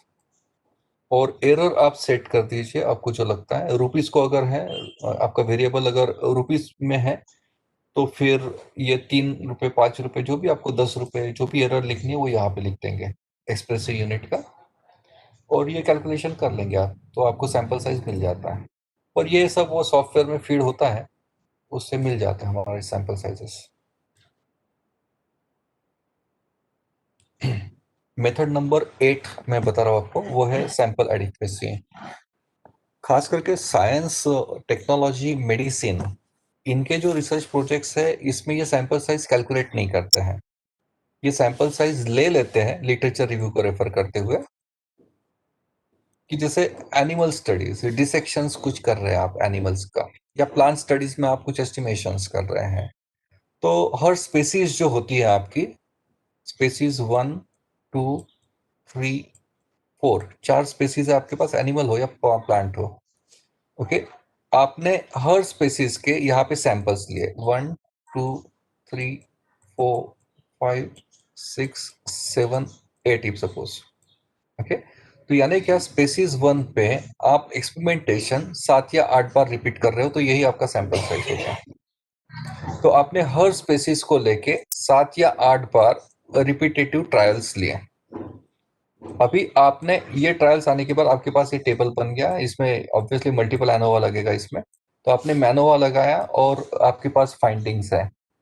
तो वो फाइंडिंग्स सही आए हैं कि नहीं आए हैं, उसकी एक्यूरेसी कितनी है, और वो एक्यूरेसी यानी वो जो रिजल्ट्स आए हैं उसको जस्टिफाई करने के लिए क्या आपका सैंपल साइज एक्यूरेट था, कि आपने अपने मन से 7 बार 8 बार किया है, तो क्या ये एडिक्वेट है 8 बार, इसको 9 बार करने की जरूरत है क्या, या 10वीं बार करने की जरूरत है क्या?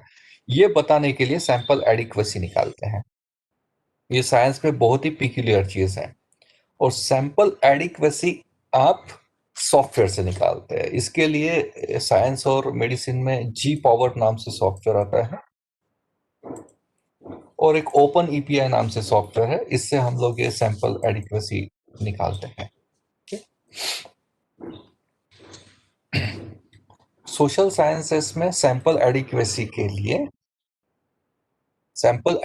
के लिए हम लोग केएमओ निकालते हैं, और ये एसपीएसएस का आउटपुट आपकी आंखों के सामने है। केएमओ निकालते हैं, अभी टाइम नहीं है, अदरवाइज मैंने सॉफ्टवेयर से निकाल के दिखा दिया होता आपको कल, जैसे एसपीएसएस दिखाया।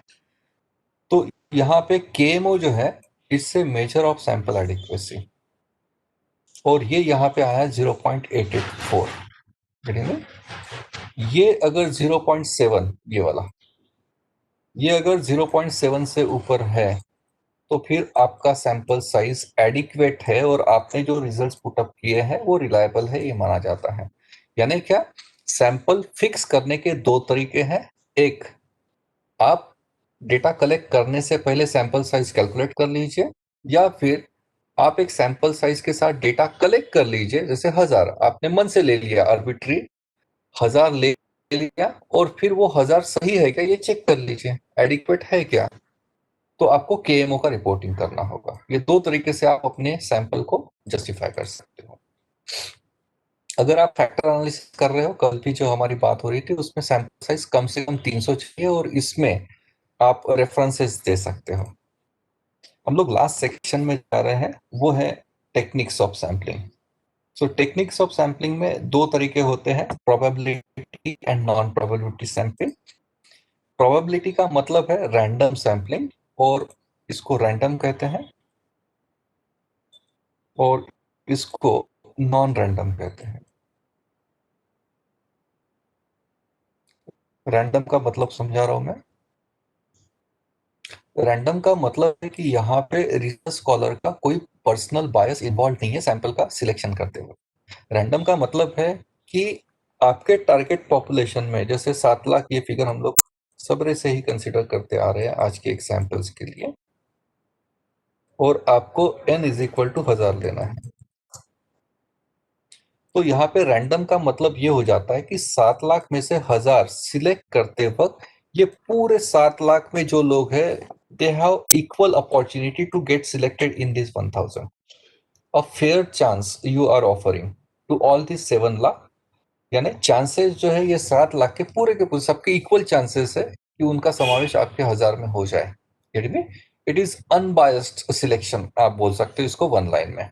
और as against that non random में क्या बात हो रही है कि यहाँ पे रिसर्च स्कॉलर का पर्सनल जजमेंट, एक्सपीरियंस या फिर पर्सनल बायस इन्वॉल्व है सैंपल का सिलेक्शन करते वक्त।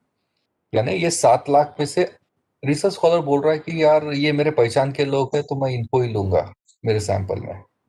तो यहाँ पे पर्सनल बायस इन्वॉल्व हुआ है रिसर्च स्कॉलर का। तो ऐसे मेथड्स को हम लोग नॉन रैंडम कहते हैं। तो यहाँ पे टोटल आप देख रहे हो कि रैंडम सैम्पलिंग की 4 मेथड्स है, नॉन रैंडम की 4 है। इसका मतलब ये नहीं कि ये 8 ही मेथड से ये और हो सकती है, बट जो मोस्ट कॉमन है ये आपकी स्क्रीन पे है। रैंडम सैम्पलिंग में 4 मेथड्स है। पहली मेथड है एसआरएस, सिंपल रैंडम सैम्पलिंग। दूसरी सिस्टमैटिक, तीसरी स्ट्रेटिफाइड, चौथी क्लस्टर, और नॉन रैंडम में 4 मेथड्स है। मैं एक एक करके बचे हुए 25 मिनट जो है हमारे पास, उसमें ये 8 मेथड्स मेरे तरीके से समझा देता हूं। पहले हम लोग बात करेंगे सिंपल रैंडम सैम्पलिंग की, एसआरएस मेथड। ये मेथड अस्तित्व में है, पर रियल लाइफ में मैंने कभी किसी को करते हुए देखा नहीं है। एसआरएस मेथड जो है इसके दो फ्लेवर्स है, एक है लॉटरी सिस्टम मेथड और दूसरा है टिपेट्स रैंडम नंबर टेबल मेथड। ये दोनों मेथड मैंने रियल लाइफ में कभी देखी नहीं है, पर एक एक लाइन में मैं समझा देता हूँ, क्योंकि अवेयरनेस कराना है। सिर्फ जहां जहां आप प्रैक्टिस करोगे, जो ज्यादा यूज होती है, वहां पे मैं एलैबोरेशन करूंगा। Lottery system means lucky draw, जो आप समझते हो। एक बाउल में आपके पास सैम्पलिंग फ्रेम है, यानी कि यादी है आपके पास आपके रेस्पोंडेंट की। इफ सपोज ये यादी में 1000 लोग हैं, जैसे वो सीबीएसई स्कूल वाला एग्जांपल हम लोग डिस्कस कर रहे थे कि 110 स्कूल्स हैं, आप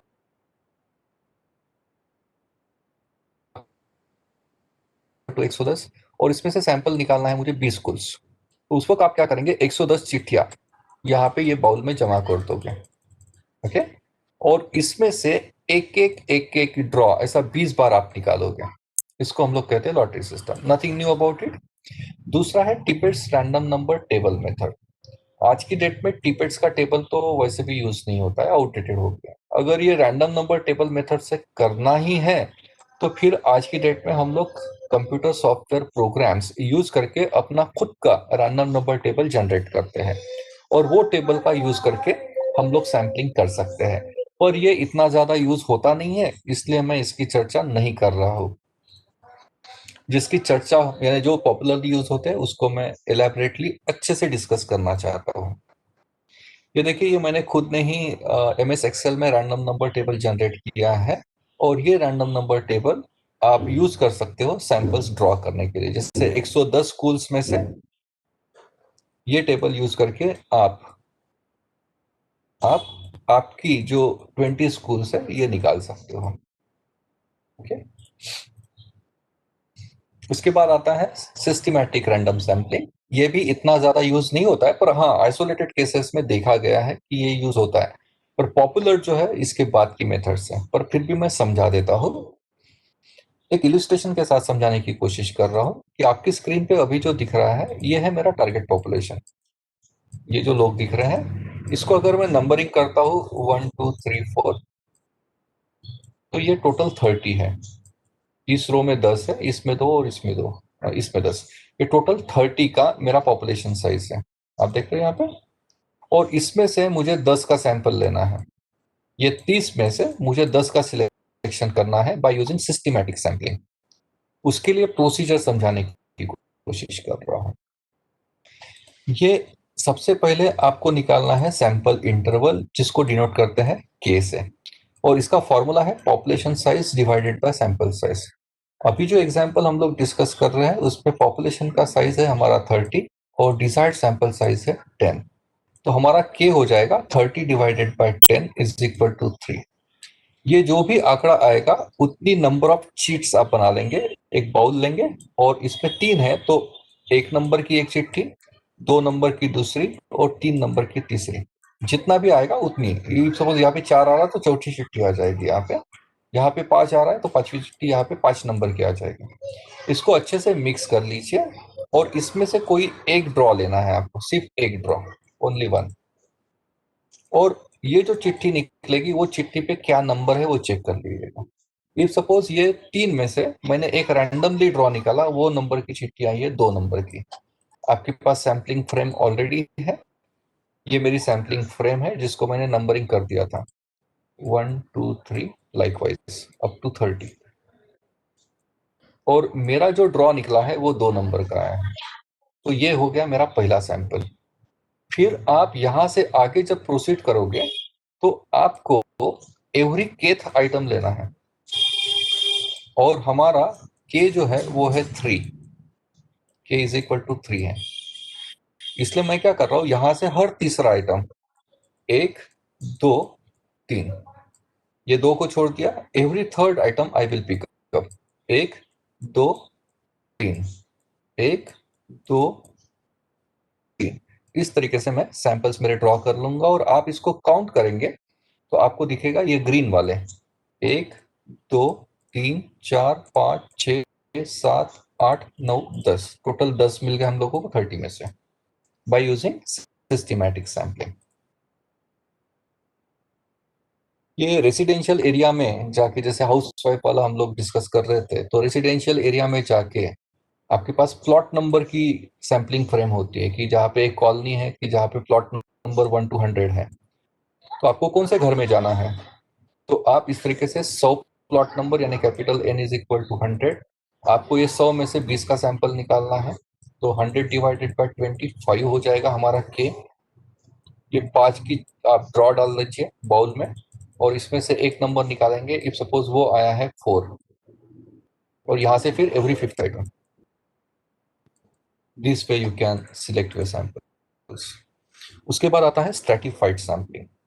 स्ट्रैटिफाइड, ये जो वर्ड है स्ट्रैटा वर्ड से बना हुआ है, स्ट्रैटा। और स्ट्रैटा का मतलब होता है होमोजीनियस ग्रुपिंग। स्ट्रैटा का मतलब है एक जैसे लोगों का ग्रुप, होमोजीनियस एलिमेंट्स का ग्रुपिंग, उसको स्ट्रैटा कहते हैं। तो यहाँ पे लॉजिक क्या है,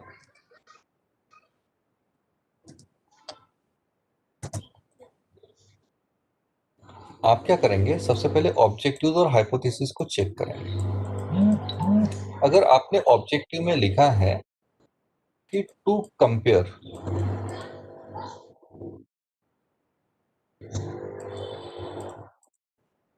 average EQ of boys and girls,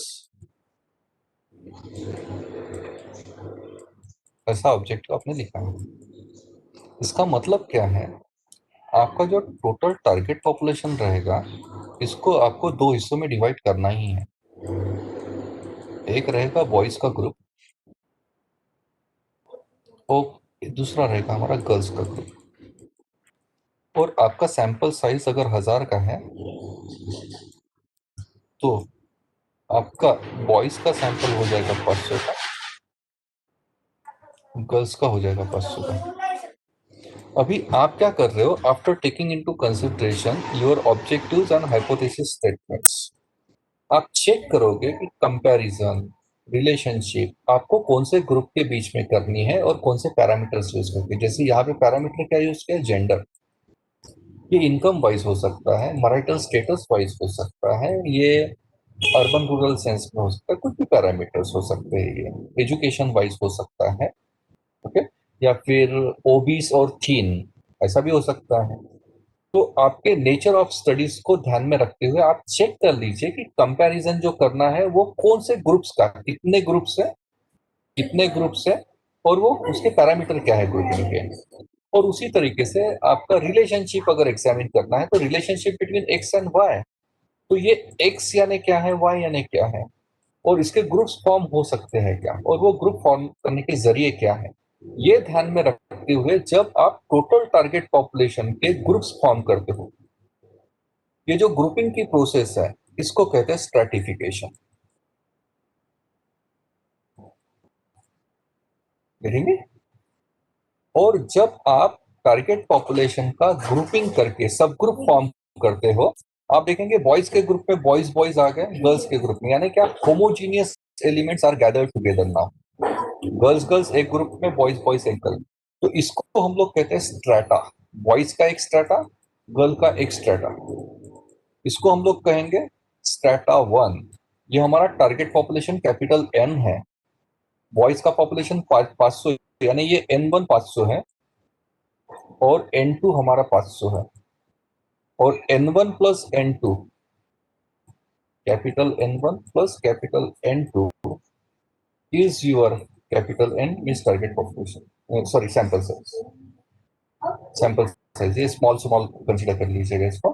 तो सिंपल सा लॉजिक ये है सर्टिफिकेशन में कि टारगेट पॉपुलेशन को आप अगर ग्रुप फॉर्म कर पा रहे हो और हर ग्रुप में से जब आप सैंपल्स डिराइव कर रहे हो तो उसको हम लोग स्ट्रैटिफिकेशन कहते हैं। तो स्ट्रैटिफिकेशन करते वक्त तीन इश्यूज आते हैं, तीन इश्यूज आपको एड्रेस करने होते हैं। पहला इश्यू है स्ट्रैटा फॉर्म कैसे करेंगे। ऑब्वियसली जैसे मैंने आपको समझाया, ऑब्जेक्टिव हाइपोथेसिस में चेक कर लीजिए कि कंपैरिजन रिलेशनशिप के बेसिस क्या है आपके, उस हिसाब से ग्रुपिंग फॉर्म होगा।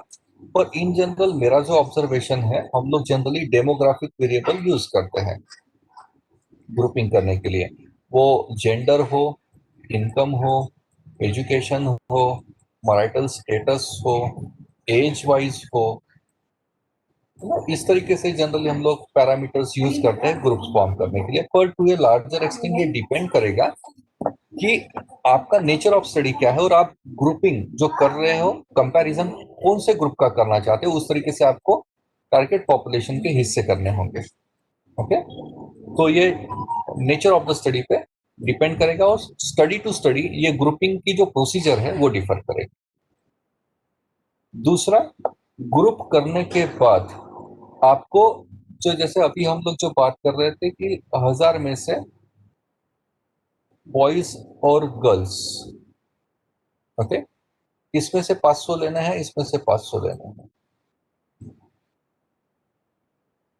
अभी टारगेट बॉयज का जितना भी ग्रुप है इसका अपना एक साइज होगा, कैपिटल N1, ये तो स्मॉल n1 है सर, बॉयज का सैंपल साइज है। कैपिटल N1 की संख्या सपोज 3 लाख है, तो 3 लाख में से 500 का चयन कैसे करेंगे आप। और गर्ल्स की संख्या सपोज 2.5 लाख है, तो 2,50,000 में से आप 500 कैसे निकालेंगे, तो वो रैंडमली ही निकालने हैं। ओके। और तीसरा इश्यू जो हम लोग एड्रेस करते हैं वो है हर स्ट्रेटा में से कितने। तो इसमें दो मेथड्स है, ये भी समझा देता हूं मैं।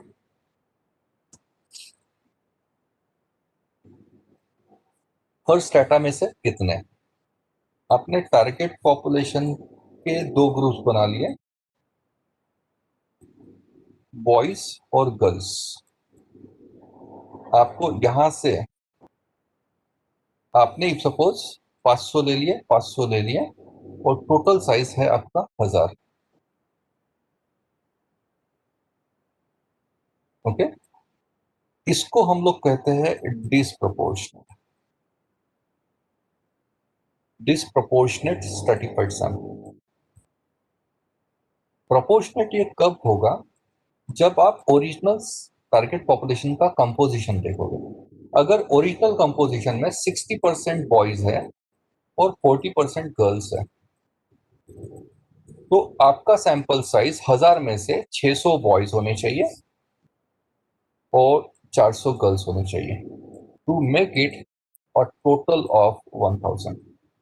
जब यह आप ओरिजिनल कंपोजिशन को सैंपल में उतारते हो और फॉलो करते हो, उसको हम लोग कहते हैं प्रोपोर्शनेट स्ट्रैटिफाइड सैंपल। अगर ये कंपोजिशन आप फॉलो नहीं कर रहे हो और आप इक्वल ग्रुपिंग कर रहे हो 500-500, तो इसको हम लोग कहते हैं डिसप्रोपोर्शनेट स्ट्रैटिफाइड सैंपल। उसके बाद आता है क्लस्टर सैंपलिंग। क्लस्टर का मतलब होता है नेचुरल ग्रुपिंग। क्लस्टर का मतलब है natural grouping, naturally awkward grouping. और यहाँ पे हम लोग जो ज्योग्राफिक एरिया टाइटल में मेंशन करते हैं, उसको फर्दर छोटे छोटे ज्योग्राफिक पॉकेट्स में डिवाइड करते हैं। जैसे विदर्भ आपने बोला है यहाँ पे, तो आप 11 डिस्ट्रिक्ट्स में इसको डिवाइड कर रहे हो। तो डिस्ट्रिक्ट 1, 2, 3 अप टू 11, हर district will be considered as your each cluster. तो स्ट्रैटिफाइड में हम लोग डेमोग्राफिकली ग्रुपिंग फॉर्म करते हैं और क्लस्टरिंग में हम लोग जियोग्राफिक ग्रुपिंग करते हैं। इसलिए क्लस्टर सैंपलिंग को एरिया सैंपलिंग भी कहा जाता है। इसी का एक फ्लेवर है जिसको कहा जाता है multi stage sampling, multi stage sampling, multi level sampling भी आप कह सकते हो। जैसे ये विदर्भ है, इसमें 11 डिस्ट्रिक्ट्स है, 1 2 3 4। तो यहाँ पे मैंने क्या किया, क्लस्टर्स फॉर्म किए।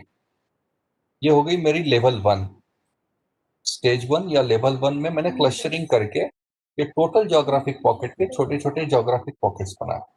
उसके बाद हर डिस्ट्रिक्ट में आपके टाउन से, जैसे ये नागपुर डिस्ट्रिक्ट है, तो इसमें आप देखेंगे 14 तालुका प्लेसेस है। तो हर taluka will be considered as again a separate cluster. क्या लेवल 2 पे मैं गया हूँ, यहाँ पे भी मैंने क्लस्टरिंग की है। और हर तालुका में से अगर आप बोल रहे हो कि 14 तालुका में से आप इफ सपोज 6 तालुका में ही जा रहे हो, और 6 तालुका में से फिर आप इफ सपोज फार्मर सर्वे, तो 6 तालुका में से आप यहाँ पे ब्रेकअप दोगे फार्मर्स का। तो हर स्टेज पे आप फिल्टर हो रहे हो, यहाँ पे नीचे जा रहे हो और फिल्टर हो रहे हो। इसको हम लोग, और हर स्टेज पे शायद सैम्पलिंग की मेथड अलग होगी। यहाँ पे फार्मर्स का फिर हम लोग इनकम वाइज या फिर फर्टिलाइजर यूसेज वाइज या फिर लैंड होल्डिंग कितना है उसके वाइज अगर डिवीजन कर रहे हैं, तो फिर से हम लोग सैम्पलिंग कर रहे हैं, सर्टिफिकेशन कर रहे हैं अभी यहाँ पे। और यहाँ पे फिर हमारा सैंपल साइज का टोटल ये 1000 है इफ सपोज, तो ये 1000 का ब्रेकअप इस तरीके से मल्टीपल स्टेजेस में आता है। इसको हम लोग कहते हैं मल्टी स्टेज सैम्पलिंग। उसके बाद हम लोग जा रहे हैं नॉन प्रोबेबिलिटी सैंपलिंग में, जिसमें पहला मेथड है कन्वीनियंस सैंपलिंग। जैसे इसका नाम ही बता रहा है कि ये बायस सैंपलिंग होती है कि रिसर्च स्कॉलर अपना कन्वीनियंस को ध्यान में रखते हुए सैंपल का चयन कर रहा है। हम सब लोग टीचर्स है, प्राध्यापक है, तो स्टूडेंट्स लेवल का सर्वे जब करना है, तो हम जिस कॉलेज में काम कर रहे हैं उसी कॉलेज के स्टूडेंट्स को हम लोग सैंपल में समावेश करते हैं। तो नथिंग रॉन्ग अबाउट इट, क्योंकि वो कन्वीनियंटली अवेलेबल है, आपको कॉपरेट कर रहे हैं, डेटा दे रहे हैं। ये ठीक है।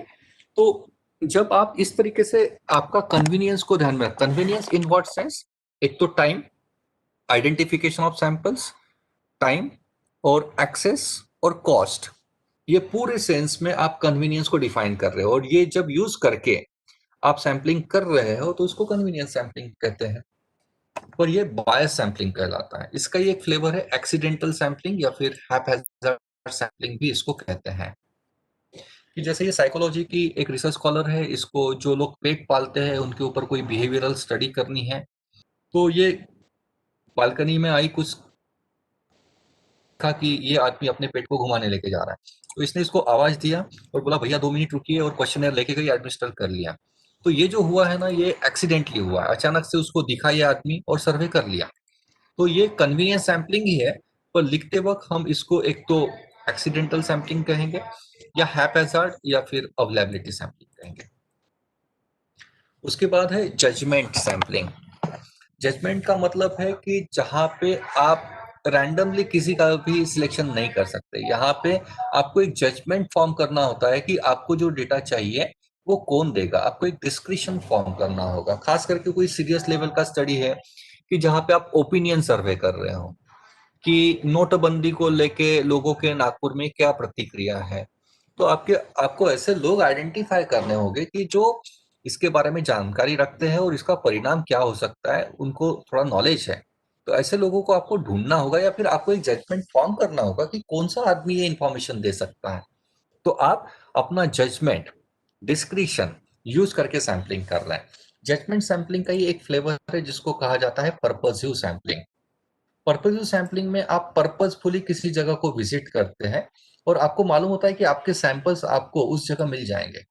जैसे junk food eating habits among youth in Nagpur, ये सर्वे करना है तो आप ऑब्वियसली जहां जहां जंक फूड बेचा जाता है, जैसे पिज्जाज के आउटलेट्स हो, या फिर बर्गर्स, या फिर फास्ट फूड या जंक फूड जहां से बेचा जाता है, उस स्टॉल को आप विजिट करेंगे, उस रेस्टोरेंट में जाएंगे और वहां पे जो कंज्यूम कर रहा है आप उसका सर्वे कर रहे हैं। यानी क्या, आपने उस जगह को पर्पजली विजिट किया है और आपको क्योंकि मालूम है कि आपके सैंपल्स वहां पे आपको मिलेंगे। यानी में तो इस प्रकार से अगर आप सैंपलिंग कर रहे हो तो उसको पर्पसिव सैंपलिंग कहेंगे। उसके बाद है कोटा सैंपलिंग। कोटा ये स्ट्रैटिफाइड सैंपलिंग का ही फ्लेवर है। उसमें क्या हो रहा है, हमने टारगेट पॉपुलेशन के ग्रुप्स बना लिए मेल फीमेल। ओके, 1000 में से हमने 500 मेल ले लिए, 500 फीमेल ले लिए। ओके, अभी जब आप यहाँ पे इफ सपोज मेल का टारगेट पॉपुलेशन का संख्या है 3 लाख, तो 3 लाख में से 500 का सिलेक्शन आप कैसे करते हो वो डिटरमाइन करेगा कि आप स्ट्रेटिफाइड कर रहे हो या कोटा। कोटा यानी क्या, फिक्स नंबर कि ग्रुप फॉर्म करने के बाद हर ग्रुप में से आप कितना सैंपल साइज लोगे उसको कोटा कहते हैं। और कोटा और स्ट्रेटिफाइड में फर्क क्या है, 3 लाख में से 500 सिलेक्ट करते वक्त आपने रैंडम तरीके से किया है तो वो स्ट्रेटिफाइड कहलाएगा। 3 लाख में से 500 का सिलेक्शन करते वक्त आपने एक तो कन्वीनियंस सैंपलिंग किया, या जजमेंट किया, या पर्पसिव किया, तो उसको कोटा कहेंगे। और आखिरी मेथड इसमें स्नोबॉल सैंपलिंग। स्नोबॉल को रेफरल सैंपलिंग भी कहा जाता है कि यहाँ पे आपके सैंपल्स रेयर होते हैं और रेफरेंसेस के थ्रू आप सैंपल्स कलेक्ट करते हो। जैसे मैं अभी सेकंड पीएचडी कर रहा हूँ और मैं नागपुर यूनिवर्सिटी से जिन्होंने 2000 और 2015 के बीच में एमबीए किया है, उनके मैं एम्प्लॉयमेंट के ट्रेंड्स प्लॉट कर रहा हूँ। तो उस वक्त जैसे मुझे 2000 के बैच के सैंपल्स, क्योंकि यहाँ पे मेरे ग्रुपिंग क्या रहेगा, 2000 के बैच के कुछ सैंपल्स लगेंगे, मुझे 2001 के बैच के लगेंगे, 2 के लगेंगे, ऐसे मुझे पूरे 15-16 सालों के सैंपल्स चाहिए। तो मैं क्या कर रहा हूँ अभी, जैसे मुझे 2000 की बैच के नागपुर यूनिवर्सिटी के एमबीए के बैच पास आउट जो स्टूडेंट्स हैं, इस बैच के सैंपल्स चाहिए और मुझे ये 27 सैंपल्स लेना है। मैंने ये वर्कआउट करके रखा है। ओके, अभी ये 27 मुझे कहाँ से मिलेंगे? तो ये तो पास आउट होके भी 21 साल हो गए नागपुर से, और आपको भी मालूम है 2000 में ना ही मोबाइल थे, ईमेल का कल्चर भी इतना डेवलप नहीं हुआ था, तो इनको ढूंढना थोड़ा सा मुश्किल काम है। तो मैं क्या करूंगा, उस वक्त जो एमबीए कॉलेजेस एग्जिस्ट करते थे नागपुर में, जो पुराने कॉलेजेस हैं, उनको मैं विजिट करूंगा और उनके ऑफिस से कुछ रिकॉर्ड्स निकालने की कोशिश करूंगा कि एटलीस्ट कोई एक तो ऐसा मिल जाए जो नागपुर में है, जिसका मैं सर्वे कर पाऊँ, कोई कॉन्टैक्ट डिटेल्स या रेसिडेंशियल एड्रेस मिल जाए परमानेंट।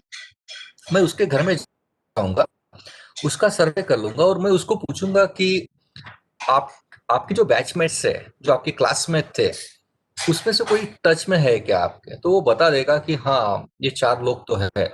तो मुझे वहां से 4 लोगों के रेफरेंसेस मिल गए और 4 में से सपोज मैं 2 को ट्रेस कर पाया हूँ, यानी में फिर मैं वो 2 के पास जाऊंगा और उनको पूछूंगा कि आपके टच में और कोई है क्या। तो यहाँ पे मुझे रेफरेंसेस के थ्रू मेरे सैंपल जो है वो बिल्डअप हो रहे हैं। इसको स्नोबॉल क्यों कहते हैं वो बता देता हूँ मैं आपको। आप अगर बर्फ की पहाड़ी पे है और आपने एक यहाँ पे छोटा सा स्नो का बॉल बना दिया और आपने इसको रोल डाउन कर दिया, तो ये नीचे आते आते एक बड़ा सा रूप धारण कर लेता है। और रेफरल सैंपलिंग में वैसा ही होता है, आप एक सैंपल से शुरुआत करते हो और रेफरेंसेस के थ्रू आप धीरे धीरे आपका सैंपल साइज बड़ा होते जाता है, इसलिए इसको रेफरल सैंपलिंग भी कहा जाता है और इसी को स्नोबॉल कहते हैं। तो यहाँ पे मेरे इनपुट्स जो है वो खत्म हो जाते हैं। अगर आपको कुछ क्वेश्चंस पूछने हैं तो आप पूछ सकते हैं।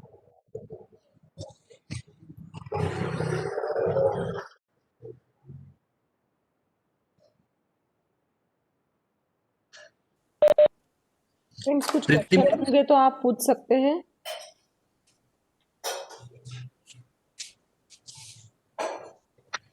सर हे वाला पीपीटी शेअर कराल का? हो, मी पाठवतो मॅडम। हां हो सर. ठीक आहे, क्वेश्चन्स तर दिसत नाही आहे मॅडम। हो sir. Thank you so much sir. Okay, कोणाला जर कॉन्टॅक्ट डिटेल्स हवे असतील माझे तर मी नोट डाऊन. स्क्रीनवर रिफ्लेक्ट केले आहेत ऑलरेडी। Yes.